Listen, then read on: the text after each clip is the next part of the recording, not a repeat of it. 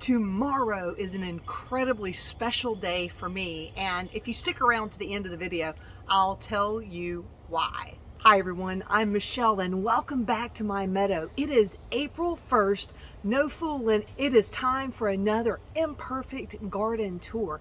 And if it's your first time here on the channel, welcome.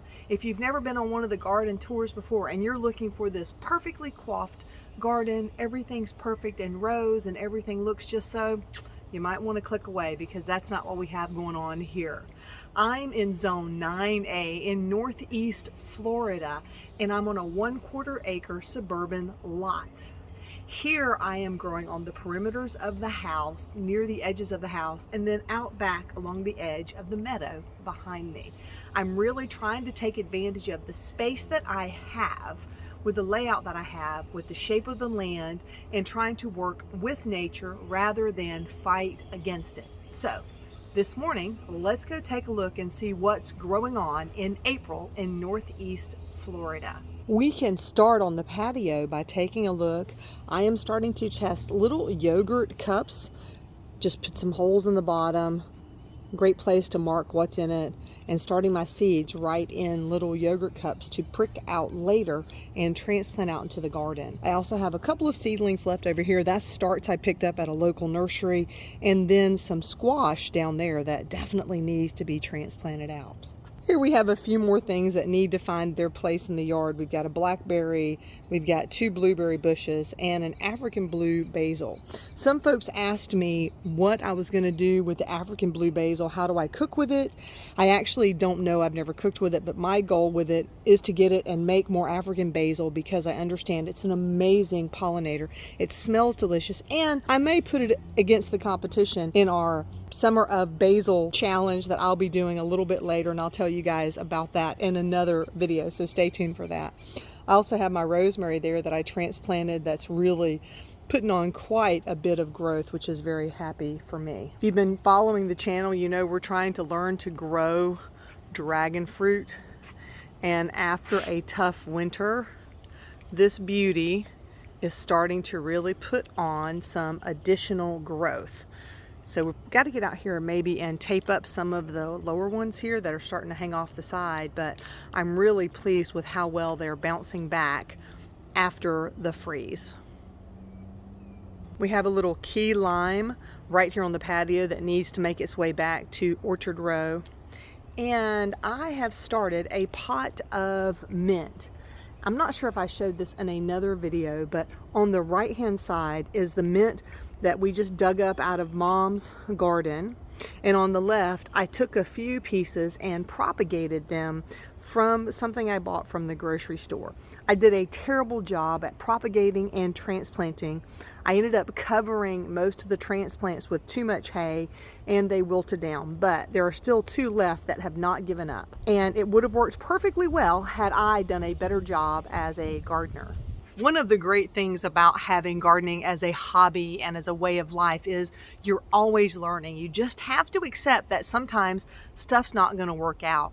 A lot of times I try a whole lot of things all at once. I forget about some of them and they just go their own little merry way. And I just have to be okay with that. You know, the pack of basil I bought at the grocery store to make starts with was $1.25. It wasn't a bank breaker. And so the fact that I didn't take it too seriously isn't great, but at the same time wasn't a great loss either. I will be making another video about how to do it because I learned a lot the first time, so maybe there's the benefit in that, and I'll be able to share that knowledge with you in a future video. This is our nursery area for right now. Babyface is standing in a passion fruit bucket that seemed to have bit the dust during the very last freeze that we had. Also over here we have tomatoes and rosemary and peppers, and over there on the far left is a loquat that is thriving from one we just plucked out of the ground at Mom's and transplanted. We had some guests yesterday and they wanted to know what's in those big black barrels, and I guess I haven't talked about it much on the channel yet because I haven't really started using it, but that is weed tea. We followed the instructions from Garden Like a Viking, and we put a lot of our weed cuttings and clippings and things into these giant barrels and then filled them up with water. And they've been sitting around now for about 9 months. So they should be really yummy and tasty as we start building up our garden soil for the spring and summer growing season.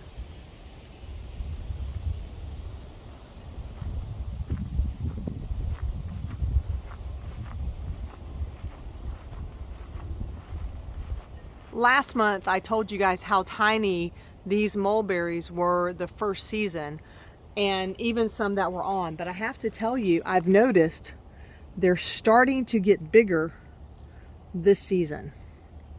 If you can see that. And and they're really tasty. Again, we had guests last night and we just stood around the tree eating, which was kind of fun.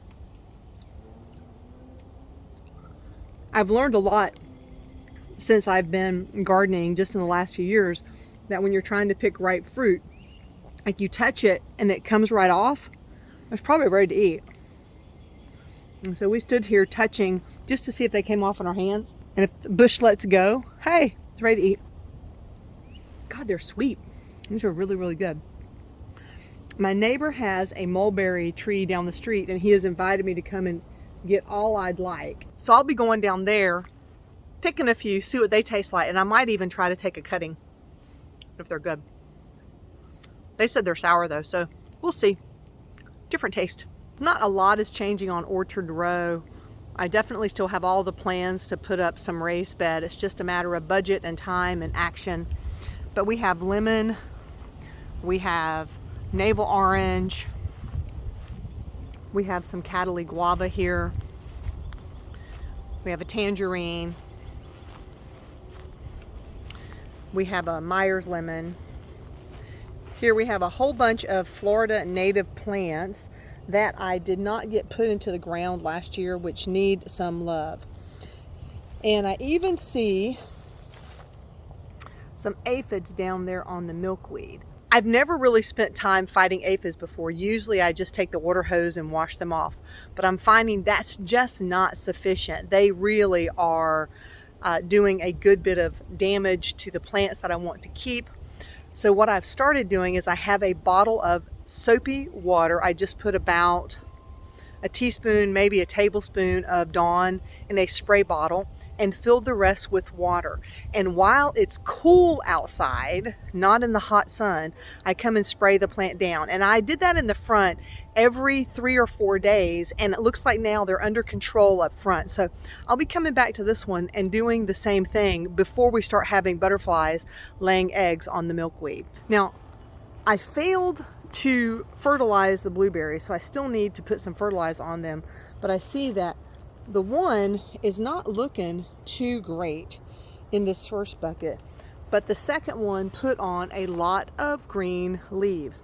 We did not do a very good job covering them this past winter, so I'm hoping that's not the problem. I also did not prune them. That's probably also a problem, but once these get into more dirt, I think we're going to find them being a lot more prolific and a lot better. Though, I have to say, for a bush that's this small, take a look at all of these blueberries. And I haven't yet fertilized for the season. So I need to do that. I need to make sure I'm getting them watered regularly, because once they start putting on fruit, they are drinking more water. The elderberry survived the winter just fine. It's putting on new green growth and looking lovely right here in the edge of the meadow.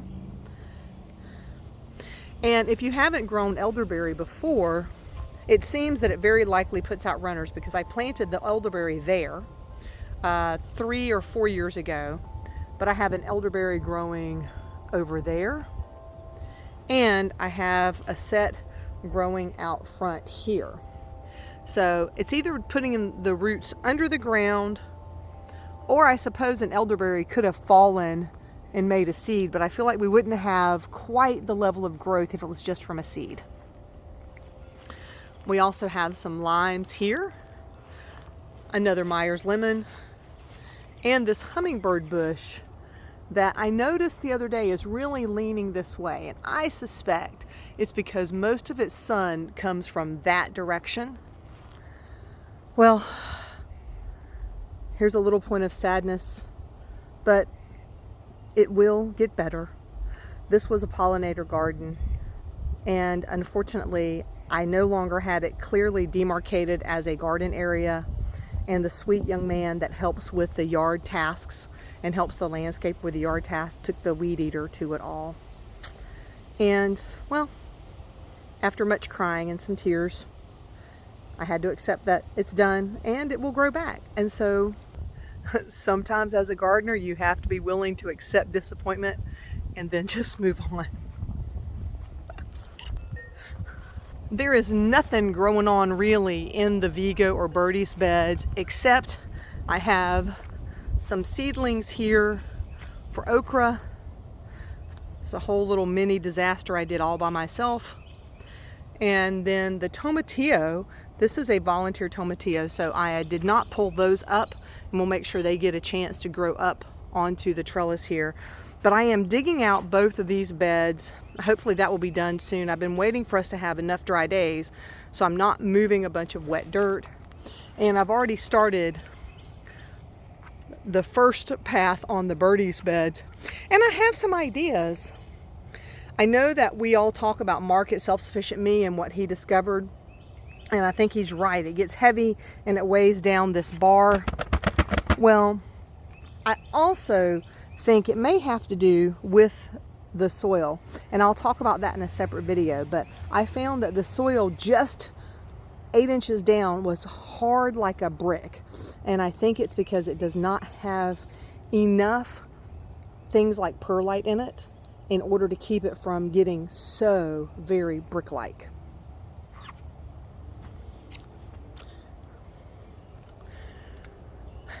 In this area, hopefully by the time we have the next video, I'll have 2 more beds set up here, another Birdie's and another Vigo bed. Looks like we've got some volunteer potatoes down in here. Gosh darn it. I'll have to figure out what I'll do about those. Maybe I'll leave those in place and put the bed right over the top of them and just see if they grow on up. The Cataly guava is starting to come back here. And I have some kind of a volunteer here.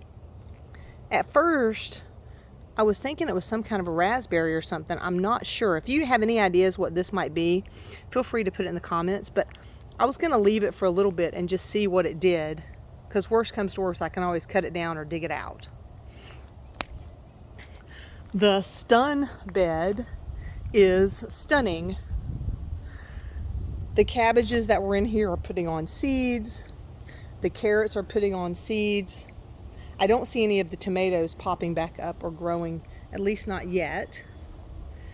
But I love the way the tops look. Having something with an umbrella flower gives you the ability to attract some parasitic wasps. Out to the front here, we had a volunteer cabbage, and it has bolted because we have had 90-degree weather in Florida before it even turned into. This bed was really trying to rest, but the beans and sweet potatoes have insisted on trying to show off a little bit. And so the sweet potatoes I'm going to let grow on up. I have been plucking the beans though, because I don't want beans over here this year, and I see I need to do some more plucking because I have plans. I want to grow the Asian wing beans over here as well, and so I don't want to mix or cross-pollinate them. The fig, y'all, look at this. Look at this fig. Oh my gosh, it has really filled in, and we're starting to see figs too. This will be a potato bed. In fact, my goal is to get them planted today. I have these potatoes sitting on the porch in the sun, growing some chits, and so some of them look like they're just rotten and too far gone, but I might just put them in the bed to see what happens, because at the worst, we end up having some worms come up and eat them and help make more fertilizer down there. Oh, I need to go back because I missed the other persimmon tree.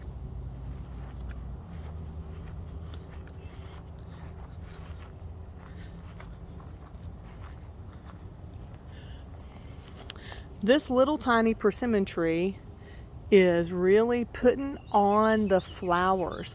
Look at all those blooms right in there. Every little green one that's pointing toward me, those are all blooms. We have 2 of these trees, and they have done well. This one was a little tiny one. It gives a good bit of fruit to be such a tiny, tiny tree. And last year, I grew beans in the soil here, so I am hoping, and it seems like it, that those beans have contributed positively to the quality of the soil in this area. One other tree I was remiss to show, I was walking on the other side, is the avocado. And even though it did have some frostbite, it is not stopping. And in fact, I see some baby avocados on here already. This is very exciting.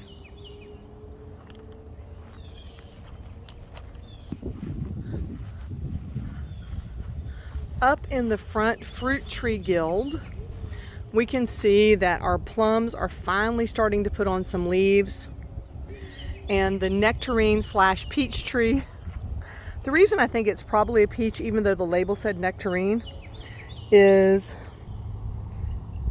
because they're fuzzy. They're fuzzy.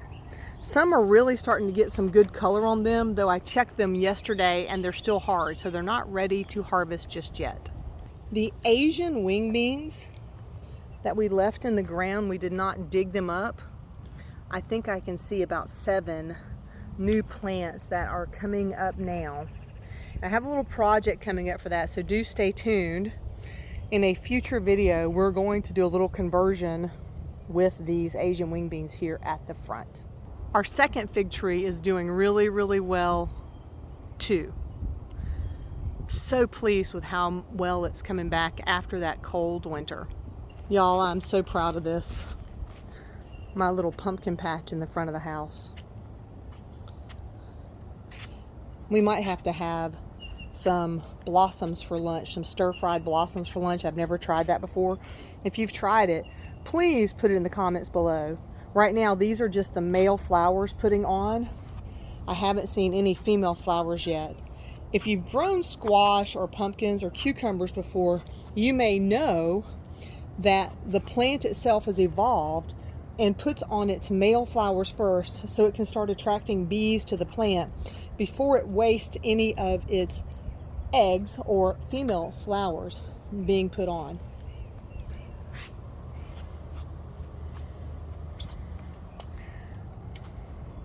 Oh, I see our first zinnia has bloomed. Hello, little zinnia. And the horse mint or bergamot has thrived. We have one calamondin here that got abandoned at the front of the house that needs to go back to Orchard Row, but it seems to be pretty happy with all this sun and plenty of water that it's getting right here next to the rain tank. The tabby bua is coming back after the freeze, though I am pretty sure we missed the window for flowers. It does look like, though, it is healthy and in good shape, and we didn't lose it. We will definitely be more mindful of protecting it next year so that it doesn't get frost on it. I don't know what we're going to do, but it's supposed to put on yellow flowers in February, and so it was freezing at that point, and we did not get any flowers. Well, the beautiful bananas are starting to make progress on many of them, but I can see that we have quite a few, and if you check out the video, should come out this week, from my banana pruning, you can see that not all the ones I pruned back have done anything else. So I'll be taking those banana plants out of this banana circle. 1 month ago, these beds looked completely bare. They had frozen back, and now everything that's growing in underneath is starting to put on some growth and loveliness. We really have had some hot temperatures here, up to 92 one day, and that's a little high for us. That's typically more of a summer temperature than a March temperature here in my area in Northeast Florida. But in the front here we have sweet potatoes and longevity spinach. In the back we have a yam. The sweet potatoes are probably ready to start digging up, but the yams need a little bit longer. Many of you saw this in the last video I posted our little arch trellis over the top of this raised garden bed. In here, we are growing some loofah and some garlic. I appreciate Karen from another YouTube channel, and I will make sure I linked. I should have planted it further away from the edges. She said about 2 fists width away from the edges and away from each other. And then the tomatoes are looking really good here, and I have to start winding them up onto the trellis. Well, my friends, that's what's growing on here in my Northeast Florida Zone 9A garden. If you like this content, please give it a thumbs up. Consider subscribing to the channel if you want to know more about the kind of crazy experiments we're doing here in our Northeast Florida garden. Oh wait, I was supposed to tell you something at the end. I remember. Tomorrow is my first anniversary on YouTube. I might go live tomorrow morning at some point. I don't want to overpromise and not do it, but I may go live for just a little while to celebrate with you. Thank you for making this a welcoming place for me. Thank you for watching my videos. Thank you for being a part of the channel. It really is a blessing to me. I really enjoy doing this. I get a chance to learn and grow with so many of you. So thank you for being a part of this first anniversary. Until next time, my friends, remember to wear that high quality sunscreen, drink plenty of water, and have a fantastic day. Babyface, what are you doing over there? I'll tell you what she's doing. She is hunting lizards.